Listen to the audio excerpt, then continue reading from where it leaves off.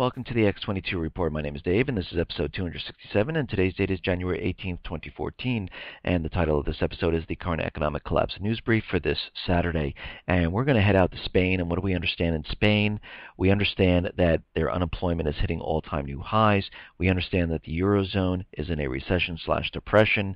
Most of the countries have very high unemployment. The youth unemployment is skyrocketing, and they're holding a huge amount of debt. And right now, Spain is reporting that delinquencies and defaults in Spain hit an all-time new high of 13%. They haven't seen anything like this, a level of this many delinquencies and defaults since about 50 years ago.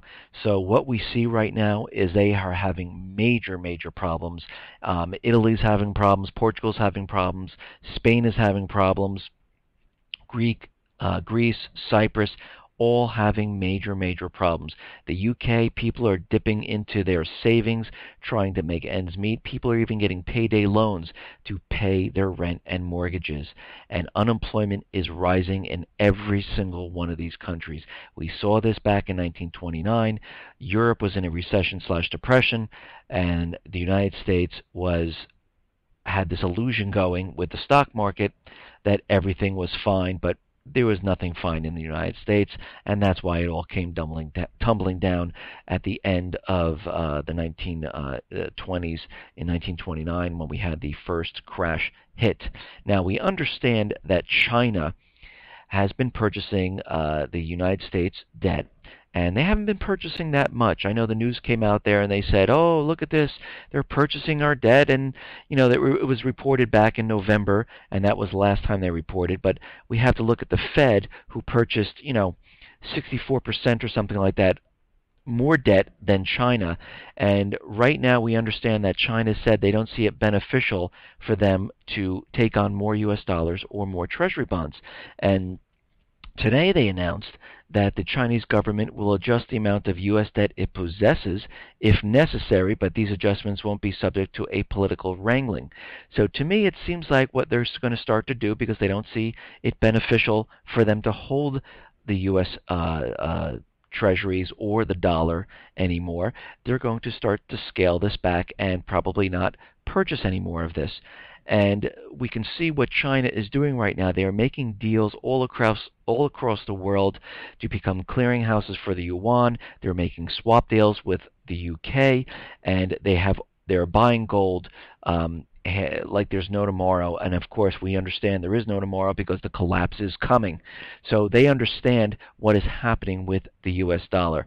Russia has also said the same thing, that in 2017 they don't even see the dollar being the reserve currency anymore around the world. And we can see just by looking out that the U.S., the central bankers, the private Western central bankers, are having a major problem out there because they are losing control in the Middle East. And we'll talk a little bit about that a little bit later in this report here.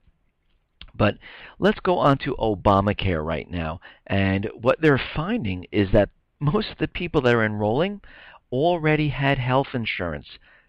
And what Obamacare really needs to do is they need to get those people, those young people that don't have health insurance, to sign up, and it's just not happening.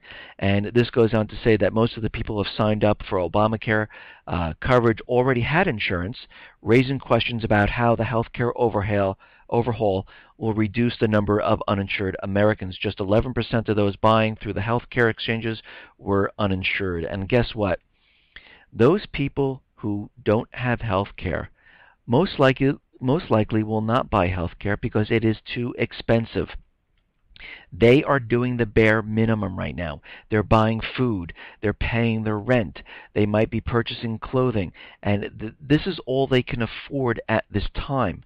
And again, if we look at Obamacare, these plans are not cheap. They also have very high deductibles. This entire Obamacare system is going to implode on itself. They will not be able to get this thing going. And we can see already they're having major problems. And again, I've said this in the past reports, this is not for the people. Something for the people would be affordable. You wouldn't have penalties. You wouldn't have hidden taxes. And guess what?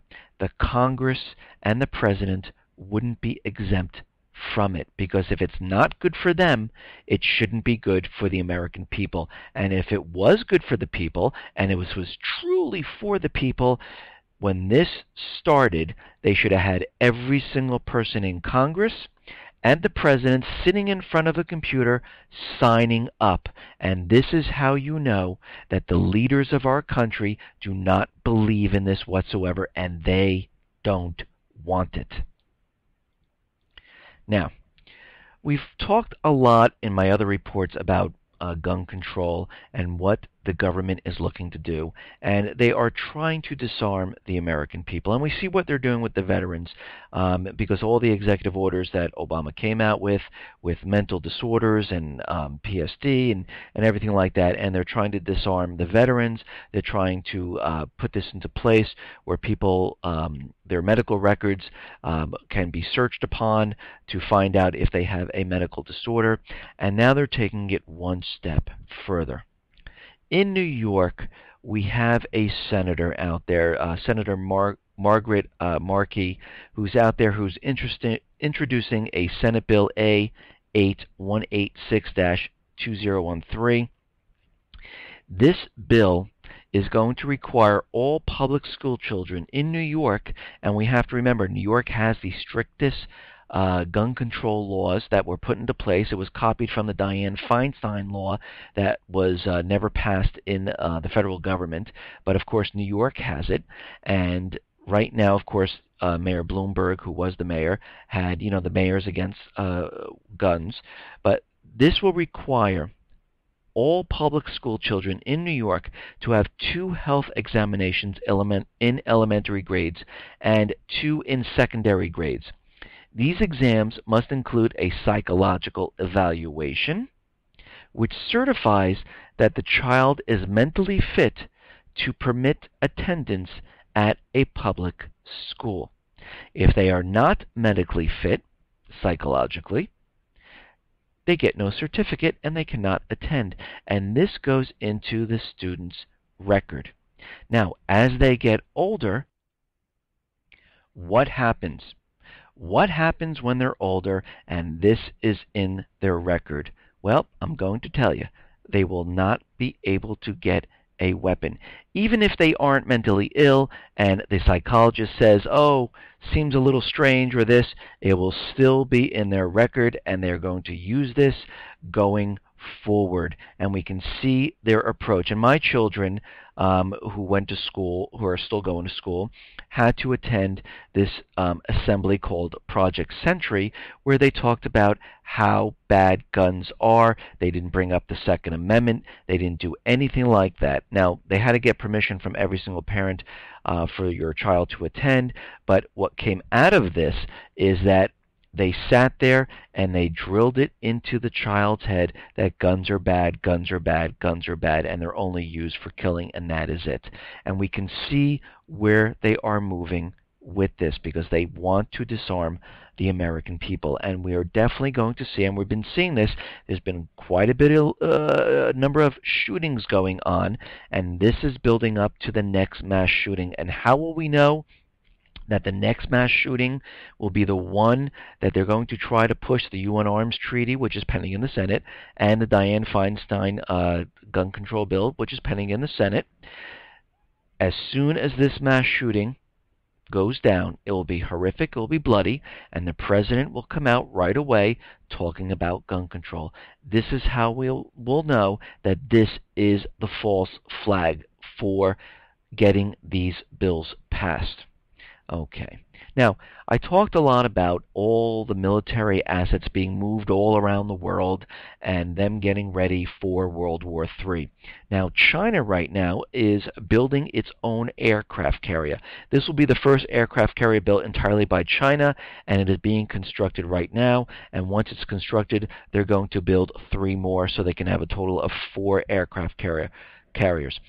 The one they have out there now was built by China, but it was taken from an old hull from Russia, and they built on top of that. But this aircraft carrier is from scratch, and then the rest will be copied from this one, and they are definitely building up their fleet because there is a pivot to Asia, and we understand what is happening. I said in yesterday's report that 60% of the nuclear submarines are in the Pacific, and I think out of the 10 ships, aircraft carriers, we have 6 already in the Pacific right now.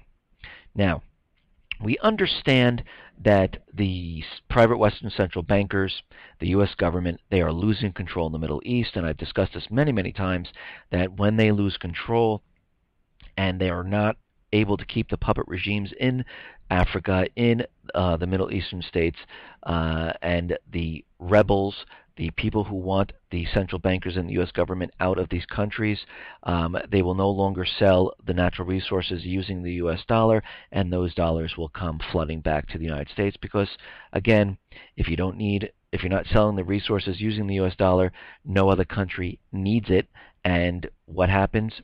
They get rid of them. So right now, since we have this problem, the central bankers, the U.S. government, have this problem, U.S. intel presses for expanded satellite surveillance of al-Qaeda in North Africa because we understand there are forces in Central Africa, we understand there are forces in Mali, we understand there are forces in Sudan, and they're trying to protect the natural resources of every single one of these countries, and they need to keep the central western banks in these countries with the puppet regime because they need to keep this all going. And the officials said a key goal was to track the movement of al-Qaeda organizations throughout Africa. And again, the central bankers, U.S. government, calls al-Qaeda those rebels, those people who are fighting to push the central bankers and the U.S. government out of the country.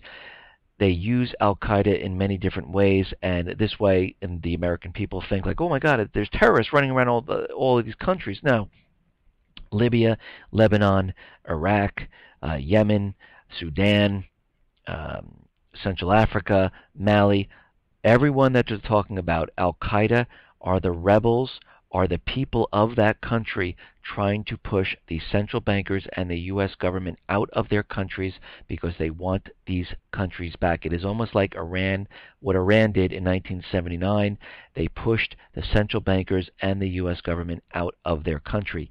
These countries are doing this right now, and they call them al-Qaeda. Now, of course, the U.S. government also fights along al-Qaeda, which, like in Syria, they're fighting along al-Qaeda and the rebels to overthrow Assad, because we have to remember, and I've said this many times before, but those people who are new to this, who've listening to me for the first time, a country that does not have a private Western central bank is the enemy of the central bankers. North Korea, China, Russia, Syria, Iran, all these countries are the enemy. Now, in Syria, Assad is the enemy, and they use al-Qaeda and the rebels to fight against Assad. In the other countries that the central bankers and the U.S. government already invaded, already have a puppet regime in Libya, Lebanon, Yemen, Iraq. So the al-Qaeda are the people who are trying to fight and get their country back. So this is how they designate al-Qaeda out in Africa and the Middle East. Now, there is a German lawmaker who says the Iran sanctions affected Western countries' economy more so than Iran. This goes on to say a senior German lawmaker from the Christian Democratic Party says Western sanctions against Iran have affected the economies of the sanctioning countries. That the sanctions were not only causing problems for Iran, but they also caused problems for those countries that were sanctioning Iran. Now, yesterday in my report, I said that John Kerry, the Obama administration, the goals were exactly the same. They have not changed. The tactics will be changed up to reach their goals. And we see that they changed their tactics to get into Iran. And in Syria, we understand that they want to overthrow Assad, and they want to overthrow the government in Iran and wipe that government out, put a puppet regime in there, put in place a central Western central bank, and sell the natural resources using the U.S. dollar. And Kerry said yesterday that they want Assad out, and that's what they want. Now, Russia right now is boosting arm deliveries to Assad's army. Several sources report that since December, transports have been delivering to Syria armored vehicles, surveillance equipment, radars, electronic warfare systems, spare parts for helicopters, and various weapons, including guided bombs for planes. They understand what is going on. They understand the private Western central bankers have no choice at this time because they do not want to be blamed for the collapsing economy. So they're going to push and push and push to prop up the dollar as much as they possibly can until they can get a war going and the blame is taken off the central bankers. Now, Libya, like I said, in the Middle East, there is huge amounts of problems going on there. Libya just declared a state of emergency. Now, why would they declare a state of emergency? Because the rebels are winning. They are pushing the puppet regimes, the armed forces, further back, and they're taking over the countries. This is why we see Lebanon and Libya and Iraq threatening that if you sell this oil, our natural resources, not using the U.S. dollar, we're going to blow the tankers out of the sea. And they are having a huge amount of problems. And the central bankers, the U.S. government, realize this. And as things continually get worse and worse, this will push forward the event that is coming because they need to get boots on the ground. They need to get into these countries and take control again. And the only way to get boots on the ground, and when I say boots on the ground, I mean the U.S. forces, is to have some type of an event here in the United States. And I've said this many times because they've tried false flags in other areas. It just doesn't work. The people of the United States do not care. They do not want to go to war. Congress does not want to vote for war.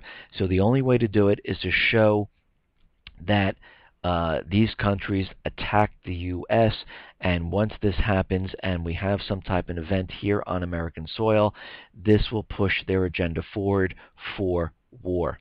Now, I've talked about the cyber attacks on Target and Neiman Marcus, and it has come out that 6 more stores attacked by same hack as Target, and we understand, I talked about this yesterday, that it has to do with something with Russia, which I really don't think so. I think something else is going on there, and if you want to hear about that, go back to episode 266, and you can hear what I was discussing about the potato trading with Lavrov and John Kerry. Now, Indian intel warns of terror attacks on U.S. sites after diplomatic problems. Now, we understand that a Indian diplomat was detained and searched and stripped down here in the U.S., and the Indian government is really, really angry about this.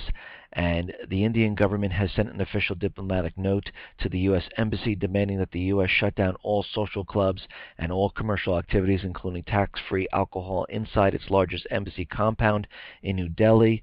This apparently in retaliation against the arrest and alleged rough handling by New York police of the Indian diplomat.